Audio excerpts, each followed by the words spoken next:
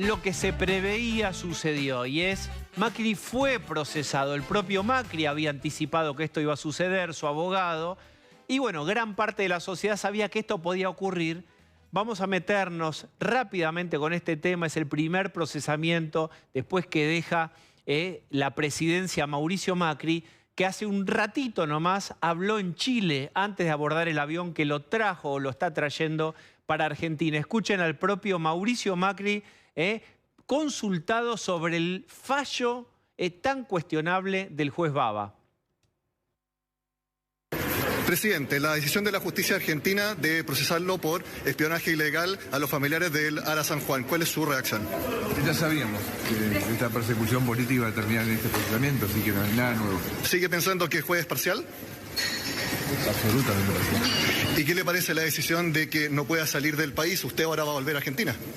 Bueno, por suerte estoy volviendo, así que no hay problema. ¿Va a ir entonces directamente a Argentina a pesar de la restricción que le aplicó el juez? ¿A dónde voy? Ahí vivo. ¿Y el embargo de $1 millón que también le aplicó la justicia? Bueno, cumpliremos como corresponde hasta que la apelemos. Bueno, muy bien, ahí tenían a Mauricio Macri. Esto hace un rato, en el aeropuerto en Chile. Antes de abordar el avión que lo trae a la República Argentina, voy a presentar al equipo y nos metemos con este tema. Está, como siempre, Adriana Amado. Hola, Adriana. Buenas noches. Pablo de León. ¿Cómo te va? Osvaldo Bazán. ¿Qué tal? Buenas noches. Ahí está Rolo Barbano. Autopercibo muy elegante hoy, así que... Bueno, es por eso. Digamos, la autopercepción es un concepto amplio, generoso y hospitalario. Así que cualquiera puede subirse allí. Muy bien. Y está Lucía Salinas, que nos va a acompañar y nos va a ayudar con el tema. Y un gran invitado para también ayudarnos a analizar este fallo. Y también el sobreseimiento de Cristina, que sigue dando que hablar. Lucía te va a contar hoy qué elementos tenían, qué pruebas los jueces que sobreseyeron a Cristina y dijeron, mejor esto no lo miramos y lo vamos a sobreseer. Que me refiero a Daniel Sapsay, nuestro invitado. ¿Cómo está? Buenas noches, un placer estar con ustedes otra vez. Bien, Lucía Salinas, explícanos las consideraciones del procesamiento del juez Baba. Bueno, hoy el juez subrogante de Dolores finalmente procesó a Mauricio Macri después de un mes desde que pudo declarar en ese juzgado y donde él había sostenido a través de un escrito su total inocencia. Es decir, él dijo, nunca espié a nadie durante mi presidencia. El juez consideró que las pruebas que había en este expediente eran lo suficientemente contundentes para procesarlo. El delito que le atribuyeron hoy fue el de espionaje ilegal. Ahí tienen. Vamos a ir viéndolo partecita por partecita. Eso es lo más significativo. Este dice, es el delito. Presunto espionaje ilegal a familiares de las víctimas del Ara San Juan y por abuso de autoridad. Exactamente. Porque el juez lo que plantea acá es, Mauricio Macri no solo utilizó la Agencia Federal de Inteligencia para espiar a los familiares del Ara San Juan, sino que con la información que le proporcionaron quienes integraban la AFI, él hizo uso de la misma y allí es donde el juez entiende que hubo un abuso de autoridad por parte de Mauricio Macri. ¿Qué más? A ver, Hubieron veamos. dos decisiones más en este fallo que firmó hoy el juez Baba, que es un embargo de 100 millones de pesos y también la prohibición de salida del país, que era un poco a lo que se refería el periodista chileno cuando se lo planteó a Macri. No es la primera vez que le prohíbe Baba salir del país a Mauricio Macri. También lo que le plantea es que él no puede ausentarse del lugar que fija como residencia por 10 días y si se mueve a una distancia mucho más importante, tiene que siempre pedir autorización al juzgado. Veamos más, a ver, más de este procesamiento. Las prácticas ilegales que se ventilan en esta resolución. Y atención con este párrafo, acá en el párrafo está todo. Remontan a las épocas más oscuras de nuestro país, es decir, perspectiva setentista. Si tenés alguna duda de si el juez se para en algún lado, si está neutral o todo lo contrario, ya la elección, la paleta de colores, es decir, de qué elementos va a buscar, bueno, ya ahí te está diciendo mucho. Mira, ese textual... Lo más oscuro de la historia argentina. Es decir, hasta que no le encuentren un falcón verde, no paran. Ese textual que leías recién, Diego, aparece casi al final de esta extensa resolución, donde el juez trata de ir explicando por qué él considera que Mauricio Macri efectivamente cometió espionaje ilegal de los familiares de Lara San Juan. Llama un poco la atención en el texto de la resolución esta conclusión. Él le dice, las prácticas ilegales que se ventilan nos remontan a las épocas más oscuras de nuestro país. Bien. Y después redobla un poco la apuesta y dice, Macri, lo tenemos en la placa siguiente, restauró institucionalmente una serie de prácticas que se creían erradicadas. Esto lo cita después de explicar por qué él le atribuye este delito, que es un delito sumamente grave, que es el de realizar tareas de inteligencia ilegal, que es sobre todo un presidente de la nación haber violado la ley de inteligencia nacional, y hace esta salvedad entre sus últimos argumentos.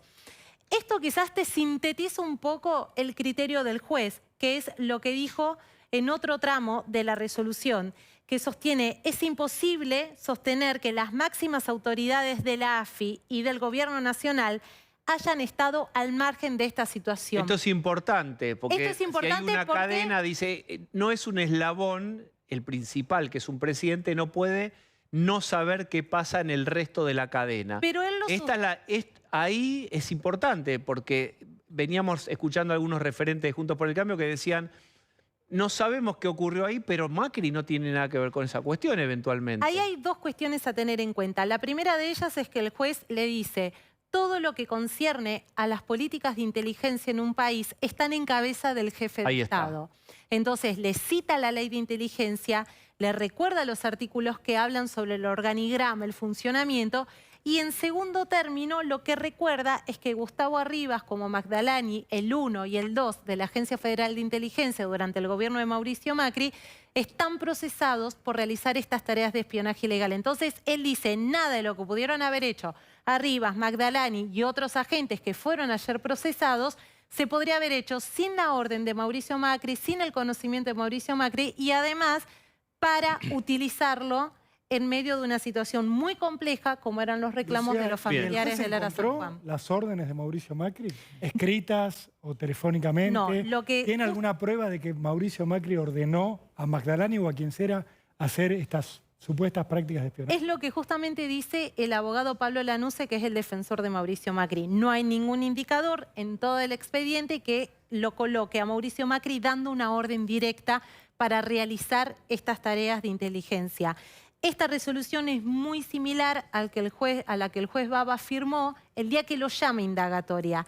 ¿Por qué no es un dato menor ese? Porque en ese momento Pablo Lanús, el abogado de Macri, dijo, este llamado de indagatoria ya tiene un planteo realizado de acusación, Bien, ya es un procesamiento en sí mismo. Ahora ya en muy breve voy a escuchar a Daniel Sapsay. ¿Tenés información para aportar, Pablo? No, yo lo que digo es, hay un elemento que es la supuesta espionaje sobre familiares de Lara San Juan, es algo que la justicia tiene que investigar hasta las últimas consecuencias. Ahora digo, este fallo llama la atención varias cosas. Primero, el alto embargo. Es sorprendente el nivel de 100 millones de pesos del embargo. Y después, lo que recién ustedes repasaban, que era que esto es inédito y que remonte a las épocas más oscuras. Bueno, se olvida este juez de Estiuso y los carpetazos del kirchnerismo. Entonces, digo, esto es un problema grave. Pero el otro tema es, no podemos tener una justicia que con un gobierno va para un lado y con otro gobierno para otro. ¿Por qué esto? Más todo lo que estamos viendo, después vamos a hablar de Cristina, de que se le aplazan, se le suspenden los juicios a Cristina. Entonces digo, hay que buscar un mecanismo en la Argentina en el cual la justicia no vaya porque gobierna tal para tal lado y ahora porque gobierna tal otro para otro lado. Este es un problema grave de la Argentina. Daniel Sapsay. Bueno, en primer lugar, yo quiero recordar quién es el juez Baba. El juez Baba es un personaje realmente siniestro. ¿Por qué digo esto? Es un subrogante. Uno de los grandes problemas que tenemos desde el kirchnerismo es la utilización de los subrogantes como blancos móviles. Es decir, jueces que independientemente de que hayan hecho o no un concurso, son designados provisoriamente en aquellos lugares que le conviene al poder de turno. Pero además de ello, este tipo perdió los concursos para el juzgado en el cual finalmente es nombrado subrogante. Perdió con aplazo. O sea que es un papelón desde el principio. En segundo lugar, su competencia es sumamente dudosa.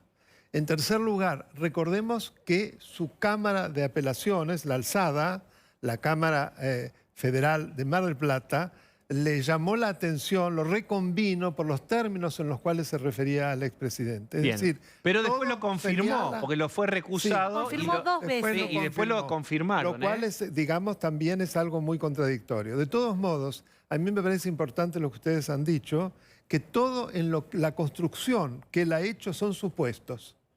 Él supone que, pero no muestra la cadena. No hay nada que claramente... En derecho penal no se puede basar en supuestos o que no podría con el potencial. No, hay que mostrar con pruebas, porque acá está en juego la libertad de las personas.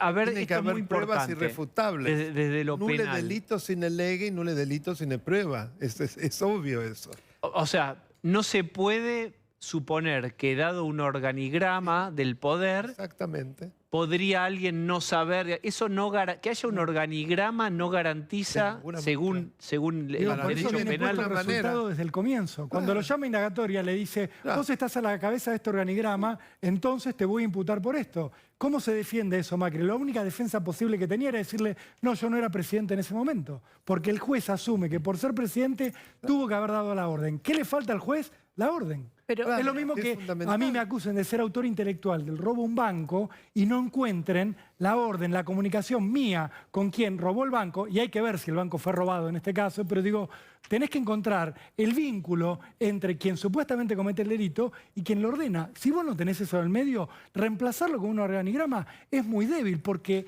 a Macri también le podrían imputar cualquier tipo de crimen cometido por cualquiera que haya estado bajo la línea jerárquica, que es todos los agentes del Estado Una pregunta. entre 2015 y 2019. Una pregunta. Los argumentos que se usaron para la causa de dólar futuro, ¿no eran lo contrario a este? Sí, eran lo contrario.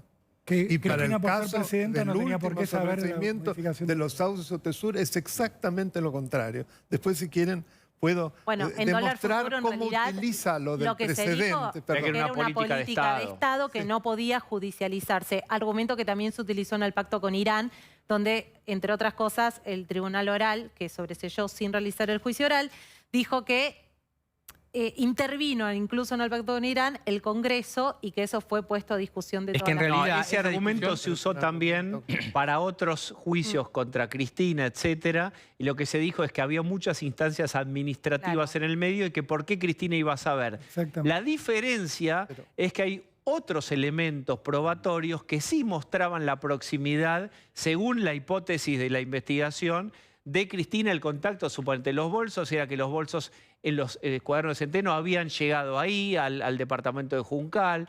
Es decir, había otros elementos que mostraban cómo desde el organigrama, había un organigrama planteado, pero después había otros elementos que te mostraban el contacto entre los eslabones del Es que está bien, vos del no podés, a mí organigrama. me parece bien que vos no puedas enjuiciar a alguien por sus actos de gobierno, porque si no, no puede gobernar nadie. Porque se hablaba del dólar futuro, pero ahora tendría, por el tema del ELIC, se podría aplicar el mismo criterio, entonces tendría que ir preso Macri, tendría que ir preso Alberto Fernández. Esto está bien esto. Ahora, lo que digo es, con este criterio que se aplica en esta causa, entonces todo lo que hace la CIDE es responsabilidad del presidente. Eso es lo que El presidente, estaba planteando. entonces lo que hay que hacer A es ver, Daniel, eliminar la Daniel CIDE, Sapsay. eliminar si la puedo CIDE. meter Sí. una palabra sería maravilloso. Porque ustedes me invitan para que yo no hable. Bueno, No es la nosotros yo le primera digo, vez, es muy curioso. escuchemos al doctor Sapsay, dale. No, a mí me parece fundamental tener en cuenta lo que dice el Tribunal Federal Oral. Primero, quinto, en relación a la no existencia de delito precedente en el caso de Tesur Los Sauces. ¿Qué es lo que dice? Que en realidad, como el lavado de dinero ya se venía haciendo desde 2006 y recién es penalizado a través de una ley en el 2011, como es un delito continuo que tiene que ser juzgado por un solo hecho, no eran pasibles de ser precisamente sancionados, no había delito precedente. En cambio, aquella persona que lavó por una sola vez sí puede ser penada. Es una construcción absolutamente atroz. Lo compara como precedente al caso Muiña. En el caso Muiña, que es el beneficio de la ley más benigna del 2 por 1, es una situación en la cual entre el delito y la condena ha habido algo que benefició a la persona. En este caso no, al contrario, agravó más lo que hacía, porque convirtió en delito lo que ya era una asociación ilícita, que por otra parte la Cámara Primera ya lo ha dicho claramente en el 2017, en uno de sus fallos, especialmente habla del delito precedente, esta asociación ilícita, que era precisamente un grupo de personas a cuyo cabeza estaba el presidente de la Nación y después la presidenta, dedicado a la mala asignación de la obra pública y luego al lavado de dinero. Bien. O sea que es clarísimo lo que hace, y voy a agregar algo más, perdónenme, porque es muy importante que la gente entienda la locura que se ha hecho en ese fallo. Se dice además que para que haya asociación ilícita tienen que haber hechos que alteren la paz social y que no causen temor en la sociedad. Te vamos a arreglar el audio, te vamos a arreglar el audio porque hay algún problema con el sonido y yo aprovecho para decir que yo también estoy con algún problema de sonido.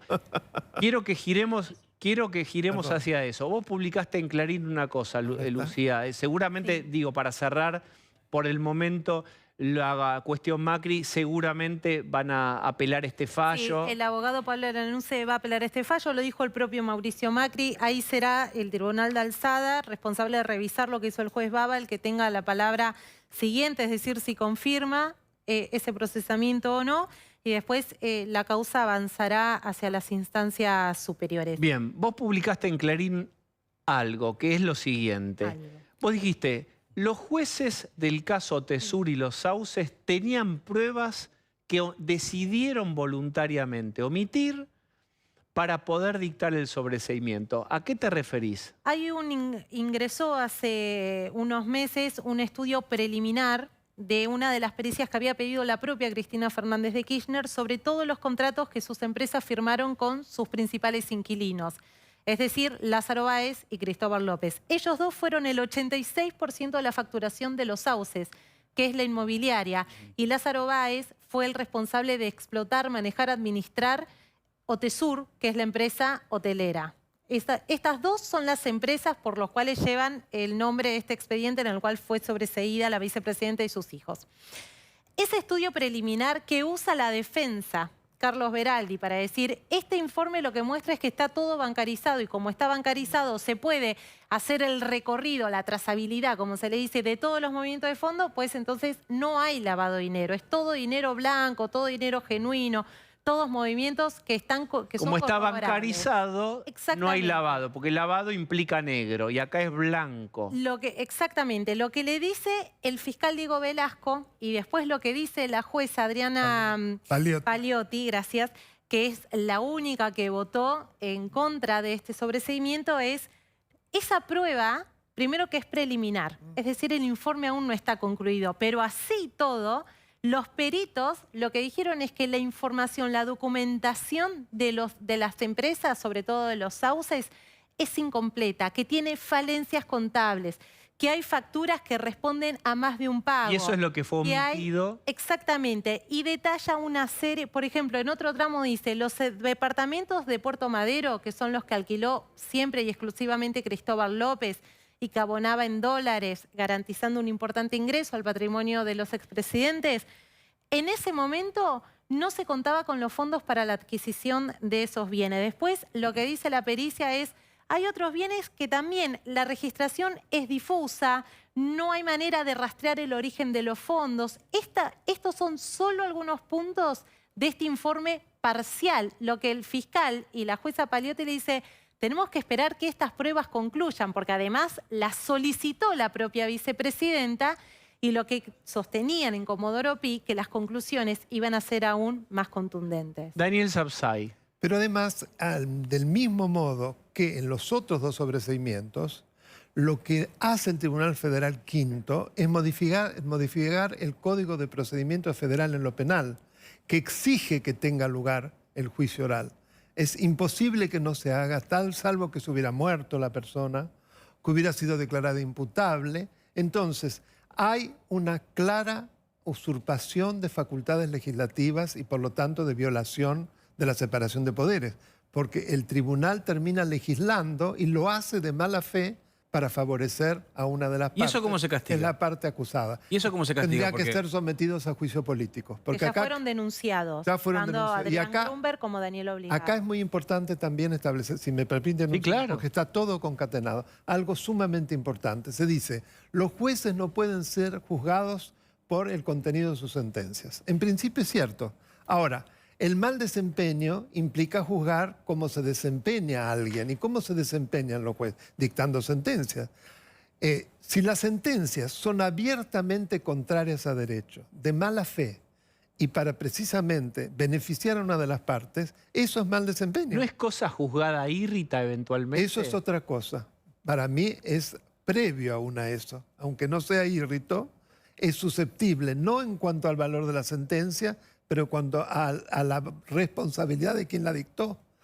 Es mal desempeño, por los motivos que parece que no quedaron claros. Si querés, lo repito. Por favor, claro. Es decir, cuando una sentencia se puede establecer, como en este caso, claramente, que es abiertamente contraria a derecho, porque está modificando el marco jurídico, que es de mala fe y que tiene claramente la voluntad de satisfacer a una de las partes, eso es susceptible de que el juez sea traducido en un jury de enjuiciamiento y removido, porque se desempeñó mal. Pero ¿cómo probás que... Con la pericia, que está sesgado? con la pericia que nos cuenta Lucía. Y además con el juicio hecho... se hubiera hecho. Pero lo que quiero decir es que uno puede tener una opinión sobre... Pero es objetivo. A ver, explica que por cómo estaban obligados a llevar a cabo el juicio, lo dice el Código de Procedimiento, y ellos decidieron no proceder de ese modo, modificando el código. Ellos fueron contra la norma. La norma dice que el juicio se tiene que hacer siempre. El juicio se tiene que hacer salvo que se muera el acusado o que, por ejemplo... haya una prueba contundente que revierta la acusación. Claro, no hay una interpretación al respecto. Quiero decir esto. No, es así, vos es objetivo. Estás a punto de ser sometido a juicio y enloqueces en la cárcel. Cuando está por empezar el juicio, alguien dice, no, pará, esta persona no puede enfrentar el juicio porque se volvió loca. Entonces, no se hace el juicio. Me están juzgando a mí por juzgar por un homicidio y aparece viva la víctima. No se hace el juicio, se termina ahí. Ahora bien, ¿por qué no se hizo este juicio? Por la pericia que nos acaba de contar Lucía Salinas. Si esta pericia que se llegó a entregar de forma parcial al tribunal ya de por sí demostraba gran parte de las maniobras de lavado de dinero, se hubiera exhibido en su totalidad en un juicio oral, ¿cómo la absolvían a Cristina? Pero no la hacían pidió una vez la que esto se pericia, ¿quién la mostraba? había pedido? La pidió la Cristina. vicepresidente y la pidió Lázaro Báez. Pidieron exactamente una pericia, además una pericia que ya se había hecho en instrucción cuando el fiscal Carlos Rívolo tenía el expediente en sus manos de los sauces, y una pericia similar que... ¿Cuál era la jugada estratégica ahí? Porque, retrasar los plazos. para retrasar, porque ahí uno diría, pericia, es para autoincriminarse. Si hace la pericia va a dar irregularidades, ¿para qué la pide? Vos me estás respondiendo, si yo entiendo bien lo siguiente, es para tirar la pelota para adelante. Toda pericia que se ordene en instancia de un juicio lleva muchos meses, lleva años. Porque el cuerpo de peritos especializados en materia de corrupción que depende de la Corte Suprema de Justicia son 5 personas que son los responsables de hacer todas las pericias solicitadas en distintos expedientes. Quiero terminar esto. Sí. El fiscal Diego Velasco, cuando dijo que en este caso no debía dictarse un sobreseimiento, hizo 2 párrafos, no en un llamado de atención, pero sí en un criterio esencial que es: los tribunales orales no pueden perder su naturaleza. Estas son palabras del fiscal Diego Velasco. Algo que reiteró la jueza Adriana Paliotti, dijo: la mejor instancia para que una persona se defienda es el juicio oral. Porque para que estos casos hayan llegado a esta instancia, en cada uno de los expedientes intervinieron al menos 20 funcionarios judiciales, entre fiscales y jueces de distintas instancias. Daniel. No olvidemos que ya se había hecho la instrucción, que si no me equivoco había durado 6 años. La instrucción que estuvo a cargo de Bonadío y después de Ercolini implica ya haber recogido 260 cajas de pruebas, si no me equivoco, en donde ellos consideraron que tenía que hacerse el juicio. Entonces, el Tribunal Federal Quinto era el tribunal para el juicio oral.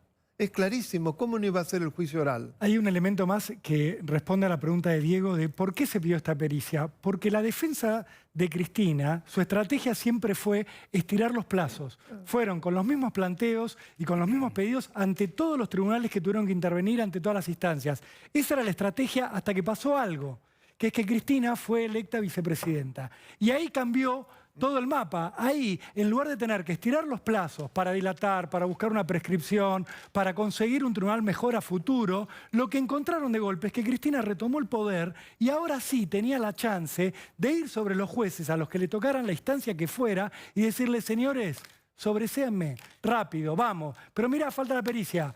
Vamos, ahora pasó con el memorándum, pasó con esto, y hay que ver qué pasa con vialidad, pero digo, también ahí se habían pedido pericias kilométricas destinadas a que esto durara. Daniel, ahí voy a decir algo que aparentemente no se escuchó bien, pero es otra de las justificaciones, que es tan desopilante, que es muy importante que se sepa.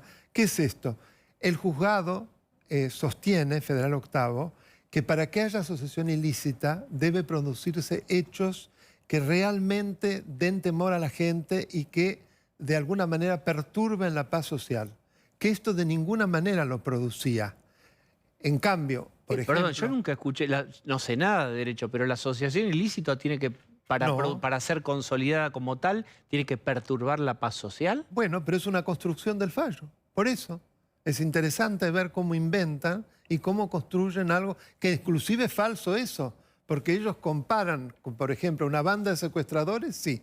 Yo me pregunto, ¿una banda de secuestradores puede dar más temor que una asociación ilícita dirigida por el presidente de la República, dedicada a la mala asignación de obra pública y al lavado de dinero sobre la sociedad? ¿Eso lo inventaron? ¿Es Bien. Sí, pero está en el fallo. Bien. ¿Lo inventaron en el fallo así? Sí, así. Es parte de lo que ellos construyeron. Por eso son dos canallas que han ofendido al derecho y que es muy interesante saber de quién se trata. Grunberg, otro subrogante, que ya vencía la subrogancia, que lo utiliza, absolutamente militante de justicia legítima, en donde sabemos que en los estatutos se dicen que los jueces son militantes y que deben fallar siempre a favor de la causa del kirchnerismo. Está escrito con otras palabras, pero es eso. Y obligado ha sido un gran ladero de Aníbal Fernández, un operador de Aníbal Fernández. Es muy importante saber quién es quién. Entonces, por eso semejante gente puede decir esas cosas. Imagínense un disparate así, decir que eso no perturbaba la paz social ni generaba temor en la gente. Entonces no hay asociación ilícita. Tengo que ir rápido. Perdón. Entonces, que me extienda, pero quiero que se sepa. No, rápido para este lado. ¿Cuándo la Cámara dice si confirma o revierte el fallo? Estamos hablando de Otesur y Los Sauces. Sí. El fiscal Diego Velasco tiene 10 días hábiles para apelar. Después eso tiene que ser elevado a la Cámara de Casación. Se estima que eso no se va a saber hasta el año que viene. ¿Por qué? Porque finales de diciembre ya inicia la Feria Judicial de Verano. Y además esa sala de casación, que es la sala 1, antes tiene que resolver si el juicio del pacto con Irán se va a hacer o no. Es la misma sala que sobreseyó. No es que pronto tendremos novedades sobre este sobreseimiento. No. Hay 10 días hábiles, reitero. El fiscal presenta la apelación, esa apelación es concedida por el tribunal, se radica la causa, va todos los elementos a la casación y ahí después empiezan a correr los plazos para resolver. Insisto, la sala 1 es la que sobreseyó a la vicepresidenta en dólar futuro, es la que tiene que ya resolver, no ya, pero en las próximas semanas posiblemente lo haga, si se hace o no el juicio en el pacto con Irán y tendrá en sus manos la decisión sobre Otesur y Los Sauces. Daniel Sapsay, hay una marcha. Sí. Un segundito, una cosita más que es importante tener en cuenta. Acá es muy importante la independencia y la autonomía del Ministerio Público. ¿Por qué? Velasco me parece un verdadero profesional. Y en esta causa, quien va a intervenir no es Javier de Luca, que es de Justicia Legítima, es Villar, que tiene las mismas características de Velasco. Entonces, esto me parece que está a favor de que se anule el fallo. Es mi sensación. Bien. Ahora hablo de la marcha. No, porque hay una marcha que está convocada para mañana, para manifestarse en contra de este sobreseimiento. Exactamente.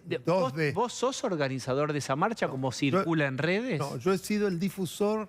Te agradezco mucho que yo pueda precisamente aclararlo. Yo solo lo he difundido. No sé por qué se me toma como convocante. No lo soy, no quiero asignarme una responsabilidad que no tengo, pero además, y me ha permitido que lo dijera, quien es realmente el responsable es Gustavo Brusone, que es un hombre que ha sido el que ha estado en el inicio desde hace años de las cacerolas y las marchas. Inclusive fue el que armó junto con la diputada Campagnoli en su momento la marcha que permitió que no fuera juzgado Campagnoli, no fuera removido Campagnoli. Así que quiero dejarlo bien claro, no me quiero atribuir ni responsabilidades ni actuaciones que no han sido mías. Es un trabajo muy grande convocar a una marcha y los felicito al señor Brusone que lo haya hecho. Bien, finalmente, como cada vez que nos visitas, decimos, bueno, hay un canal en YouTube del doctor Sapsay, ¿cómo se busca eso? En cualquier buscador, Sí. Daniel Alberto Sapsay en Bien, ahí YouTube, está.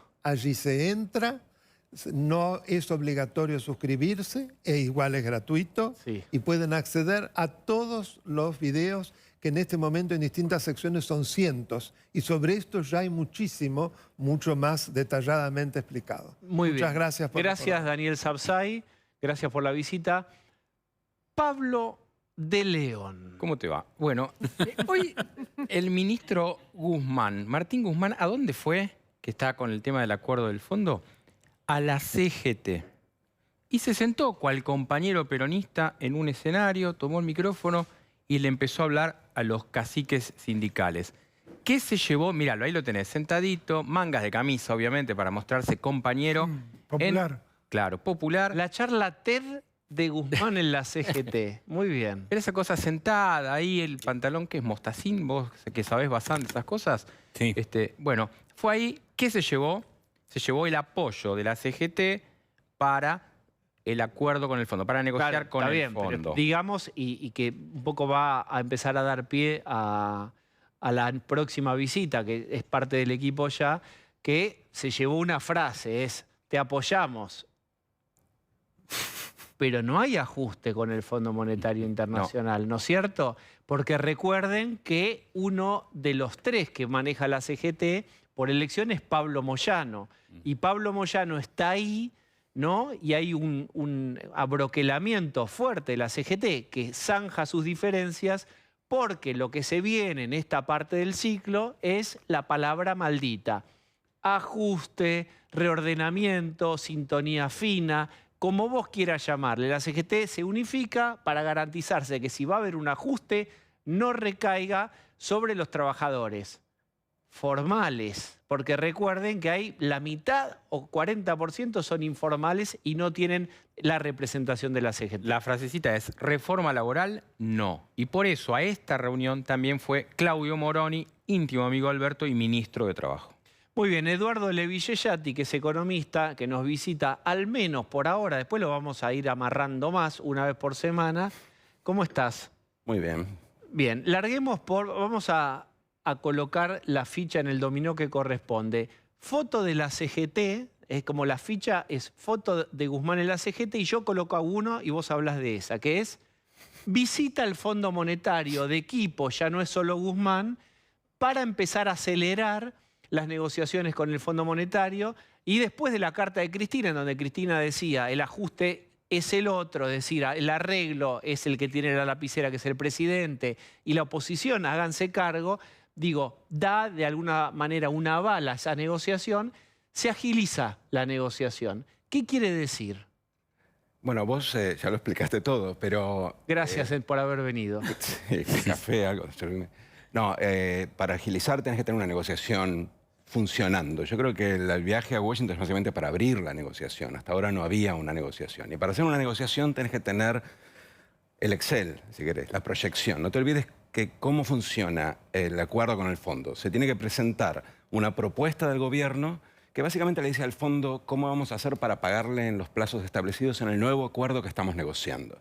Entonces tenemos que tener una proyección de ingresos que muestren de dónde sale el dinero y aparte qué cosas vamos a hacer para que ese ingreso sea realista. Y el fondo dirá esto sí, esto no, y te va a imponer básicamente dos tipos de límites. Que no vendas muchas más reservas y muy probablemente que tengas un déficit primario, un déficit fiscal contenido, porque si no vas a tener que pagar el déficit y no vas a tener dinero para pagarle al fondo. Lo que creo que están haciendo es llevándole el primer Excel, es el primer paso. El fondo le dirá, bueno, ¿de dónde surge esto? Mostrame un presupuesto. El presupuesto es parte de esta negociación. Todavía no han empezado a discutir ese presupuesto en el Congreso. Entonces, es un trabajo a varias bandas esto. El gobierno quiere que la oposición apoye, pero por el otro lado el presupuesto todavía no lo muestra porque no está cerrado al interior del gobierno. Patricia, sin ese presupuesto no hay forma de negociar con el fondo porque uno tiene que decir cómo se compatibilizan las dos. Pero vos fíjate, yo te agrego a las fotos, más que fichas, foto Guzmán con atrás. Lo que no se ve si vos dieras vuelta a la foto es toda la CGT diciendo ajuste, reforma laboral, sobre nosotros no. Pero también tenés a la oposición, que en este mismo programa el domingo, Patricia Bullrich dijo, ojo que el ajuste lo quieren hacer, lo quieren depositar sobre nuestros votantes, sobre la clase media, con las tarifas y demás, como ya hicieron cortando las cuotas al exterior. Con nosotros no pasarán. Entonces, ya vas viendo fotos de el ajuste es el otro. Bueno, eso es natural, ¿no? Nadie quiere agarrar el ajuste. ¿Y entonces cómo se hace? Supongo que negociando. El problema que es difícil de ver es cuál es el ámbito de negociación, o sea, cuáles son los parámetros, el perímetro de negociación. Si vos proponés al Congreso un programa que incluya una segmentación de tarifas y un ajuste tarifario, más allá de lo que dijo Bullrich, yo creo que la oposición no se va a oponer porque es algo que la oposición viene pidiendo, sobre todo los cuadros técnicos, desde hace un tiempo. Y viene denunciando el atraso tarifario. Pedirle a la oposición que salga a embanderarse con el aumento de tarifas es ridículo, porque no tiene por qué hacerlo. No está en el gobierno, no tiene por qué quedar mal con sus votantes. No creo que vaya a obstaculizar una negociación con el fondo en base a eso. Pero esperen. Pero no va a salir a empujarlo. Ahí está Osvaldo Bazán mirando atentamente, está Rolo Barbano. ¿De cuánto se la puedo sugerir? Pregunta sugerida. ¿De cuánto es Yeyati el aumento? Lo que estaba pensando es ese acuerdo que tiene que dar la oposición. Lo tiene que dar después que, por lo que usted decía, primero se presenta el Excel. Ahí el Fondo Monetario dice esto sí, esto no. Recién ahí la oposición puede decir estoy de acuerdo con eso o no. Yo te diría, antes no tiene sentido. No está claro qué es lo que va a mandar el gobierno al Congreso. Si la propuesta del gobierno o la carta de intención. O sea, al final, antes de que uno cierre el acuerdo, lo que hace es presentar una carta de intención que se firma y ese es el acuerdo en el fondo. Claro. Si me preguntás, yo desde el punto de vista de la oposición diría, tráeme la carta de intención, no discutamos algo en el aire, porque eso puede cambiar. Cuando el fondo me diga esto es lo que quiero, esto es lo que no quiero, hasta esto pueden hacer, esto no, ahí recién puedo decir si estoy de acuerdo o no. Y esa es la forma en que la oposición puede decir, mira, este es el programa que el gobierno de Alberto Fernández presentó en el fondo. El gobierno probablemente haga lo otro. Ahí voy. ¿Por qué tanto misterio? ¿Misterio en qué sentido? No hay misterios, que todavía no tenés los parámetros por los cuales acordás. Claro, pero... Porque hace 2 años que no hay un plan. ¿Por qué tardan tanto en definirlos? Bueno, porque alguien tiene que perder. Y están viendo a ver quiénes son los perdedores de este ajuste. ¿Y cómo lo presentan internamente? Porque a alguien vas a hacer perder con un ajuste y vas a ponerte el mote de gobierno que ajusta, que es lo que siempre le echaron en cara a Macri. Macri ajustador, tarifazo. ¿Cómo hace el gobierno para presentarle eso a su electorado? A decirle... Hicimos un tarifazo. ¿Cómo lo hace digerible o cómo hace digerible un ajuste ante su Miente. gente? Sí, ni hablar, pero ¿con qué argumento? Bueno, podrías ¿Cómo ves la utilizar... relación? ¿Cómo nos van a joder con esto diciendo que es algo patriótico y que no va a afectar a los En el votantes? 19 y en el 20 el ministro Guzmán más de una vez expresó por qué era necesario la consolidación fiscal. No podés gastar más de lo que no tenés, de lo que no recaudás, no tenés financiamiento afuera, el financiamiento es muy caro, tiene una serie de problemas, incluyendo la inflación, el tipo de cambio dividido, las brechas, etc. Entonces, ese argumento técnico / político ya está elaborado y el ministro lo ha expresado más de una Cristina vez. te lo va a buchar. Cristina te va a decir, no, Eduardo, no. Pero no vos te das cuenta traigas entonces eso. que el acuerdo que tiene que tener el gobierno no es con la oposición, sino consigo mismo. Bien, a ver, Pablo de León. Sí. La información es esta. El proceso de todo lo que va a estar escribiendo Yeyati va a ser este. Primero, presupuesto. Ahora se va a una misión técnica a Washington, sin Guzmán. Después de eso, presupuesto en el Congreso, que también tienen que acordar los distintos sectores del Frente de Todos. Después, presentación del plan plurianual, que es esto que se venía diciendo. Y luego de eso, la intención es que haya un entendimiento, un memorándum de entendimiento que se apruebe en el Congreso. Esto sería lo que intenta el gobierno, aprobar en diciembre y conseguir el apoyo para después un cierre definitivo con el fondo, que por los plazos que son, estamos hablando de febrero, marzo. Ese es el camino. Y el otro elemento, que sumándole a Eduardo, es el gobierno va a aumentar las tarifas, eso está claro, habrá que ver en qué tono, pero estiman que el impacto en la inflación, eso es lo que estiman en economía, va a ser de un 3%, que en el marco de una inflación anual del 50 tirando al 60, dicen que un 3 Pero no 3 sería más, tanto. Eso depende 3 mucho más. de cómo segmentes. No te Por olvides eso, que claro. no me das todas las tarifas. Mirás algunas tarifas, si vos tenés una segmentación tal que los precios que entran de manera más importante en el IPC estén contenidos por la tarifa social, entonces va a tener menos inflación, por más que a vos te aumenten individualmente 150%. Exacto. Bien, buenos, malos, opresores y oprimidos, si sacamos un elemento que me molesta del otro y ni hablar al otro entero, seremos felices. El malo es el Fondo Monetario Internacional. Yo ahora agarro en un ejercicio imaginario, de repente no hay una deuda con el Fondo Monetario Internacional. Si no hubiera una deuda, la deuda que dejó, ya sabemos cómo lo presenta el kirchnerismo, el gobierno. ¿Sería mucho más fácil la economía argentina? Si no tuvieras esa deuda o si la tuvieras con otra gente. Bueno, nosotros la deuda del fondo era la deuda que teníamos con algunos acreedores privados. Aclaremos esta cuestión. Que la repagamos con dinero del fondo. Bueno, pero la construcción la espada de Damocles es la deuda con el Fondo Monetario Internacional. Esa es la piedra que nos traba evolucionar. No, lo que nos traba es la deuda. O sea, lo que nos traba es haber tenido muchos años de déficit fiscal que solo financiamos con deuda. Entonces, la deuda se la tenemos que pagar en el 2019, 2018, 2019, cuando se inicia la crisis. La crisis es una crisis de deuda. Necesitábamos dólares para pagarle a quienes nos habían prestado los dólares, no los teníamos, quilombo. Ahora después vino el fondo, entonces calmamos a los acreedores que estaban muy ansiosos, tomamos deuda con el fondo. El fondo nos espera, pero el problema sigue siendo la deuda. Si nosotros no generamos recursos para pagar la deuda, vamos a estar renegociando infinitamente tanto esta como la deuda privada que pateamos para el 24, pero que todavía no sabemos cómo vamos a pagar en el 24. Profundizando el déficit. Por supuesto, vamos a seguir aumentando la deuda, que en parte la pagamos con inflación, con dilución, con reducción de salario real, etcétera, y en parte la pagamos con más deuda. Por ejemplo, la deuda del Banco Central con los bancos comerciales, porque de hecho el Banco Central hoy está emitiendo deuda que utiliza para luego enviar dinero al Tesoro. Entonces, de alguna forma emite deuda por cuenta y orden del Tesoro, para que el Tesoro no parezca tan endeudado. Entonces, el problema es el déficit que genera la deuda. Y hoy, en particular, el problema es el stock de deuda. Necesitamos generar recursos para pagarla. Ahora, vos me preguntás, ¿qué es mejor, tener deuda con los acreedores al 10% o al 15%, deuda con el fondo al 3-4%? Yo prefiero refinanciar la deuda con el fondo durante 40 años. O sea, el fondo en este planteo que vos haces está más disfrazado de malo de lo que realmente es. Pero el kirchnerismo te podría decir, pero otros prestadores, prestamistas no te revisan el Excel y el fondo sí.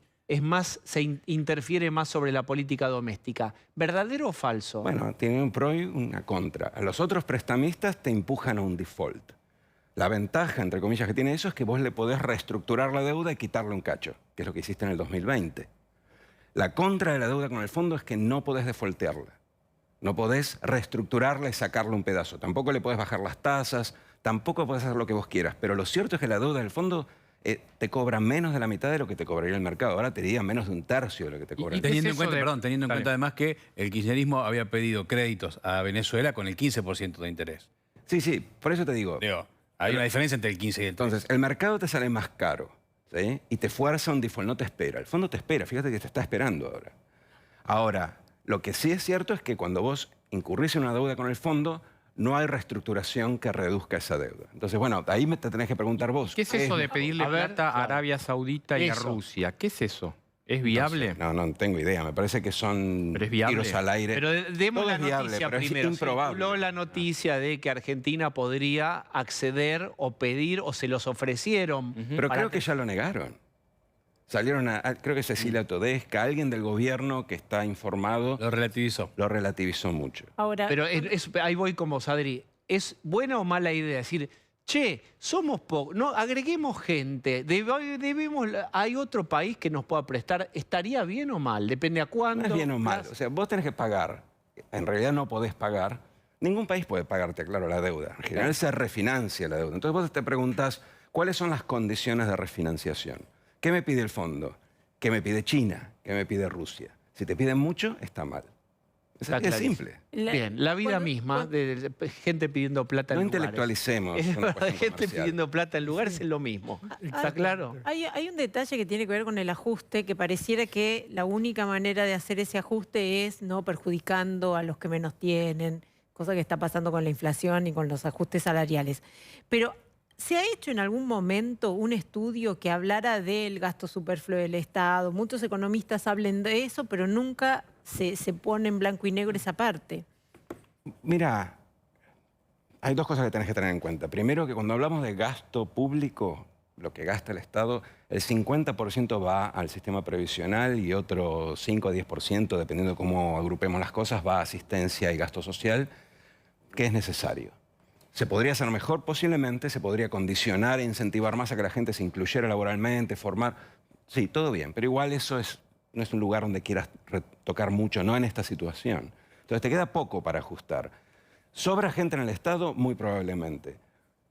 ¿Es una chance reducir el Estado expulsando gente? Probablemente no, políticamente. Entonces, al final del día te quedan muy pocos casilleros. Bien, tengo que hacer una tanda y podemos recuperar ese tema, pues ese tema podría ser marginal en el total del gasto, pero es muy simbólico, porque la sensación que uno tiene, digamos, la mayoría, supongo yo, una buena parte de los empleados del Estado, incluso de la política, laburan. Y hay un montón que uno sabe que no, y da bronca que los impuestos vayan ahí. Lo recuperamos después y la pregunta, ¿por qué Paraguay pudo domesticar la inflación? Paraguay, en otros países. Digo como ejemplo, y Argentina no, después de la tanda. Bueno, antes de unos avisos, Adriana Amado le había preguntado a Eduardo, le dijo, escuchá, vos hablas de tarifas, de cosas grandes en el presupuesto, en el gasto público, pero ¿qué pasa con el empleo público? Agrego yo, ¿qué pasa también con el gasto de la política? Y Osvaldo Bazán agregó en el corte algo que es las empresas de servicio que controla el Estado. Hoy yo hablaba también de los organismos duplicados, la poca ¿Qué pasa con todo eso? El observatorio de esto y de lo otro, 1000 observatorios. ¿Qué pasa con eso?